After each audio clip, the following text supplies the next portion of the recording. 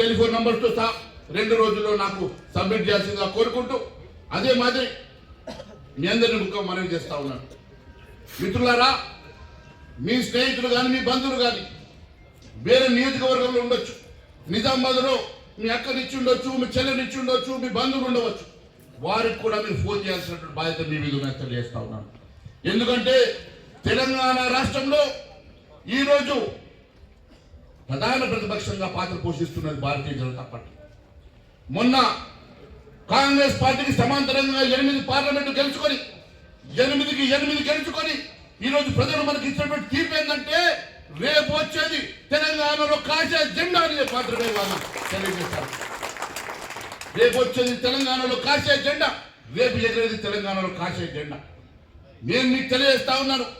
ఢిల్లీ పెద్దలు కూడా చెప్పారు, ఖచ్చితంగా తెలంగాణలో రేపు రాబోయేది కాసే జెండా, దానికి మీరు సిద్ధంగా ఉంటామని చెప్పారు. నేను మీ అందరికీ తెలియజేస్తా ఉన్నాను. దానికోసం మహానిశలు కృషి చేద్దాం, దానికోసం మహానిశలు పాటుపడదాం, తెలంగాణలో కాసే జెండా ఎగిరేద్దాం. అంతేకాకుండా మిత్రులారా, ఈరోజు ఈ నియోజకవర్గంలో జరిగేటువంటి ఎన్నికల్లో మీరందరూ కూడా ప్రధాన పాత్ర పోషించాల్సిందిగా కోరుకుంటూ భారత్ మాతాకి, భారత్ మాతాకి జై శ్రీరామ్.